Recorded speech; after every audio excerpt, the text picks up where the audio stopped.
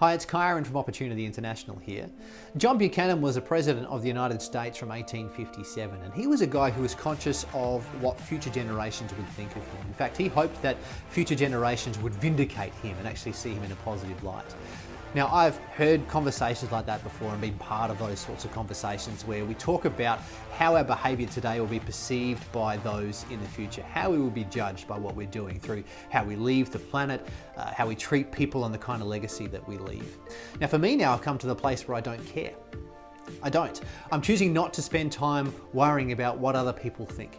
I'm choosing not to spend time worrying about what future generations, so people who don't even exist yet, will think of me and my behaviours. Because it hasn't worked out so well for John Buchanan. He has been deemed one of the worst presidents in history, and no amount of worrying about what people will think is going to change that. So instead, I'm choosing to focus on my values and how my behaviours align with those values that I deem important. Values around generosity, giving back, getting the best and the most out of people, and also providing a positive influence on our planet.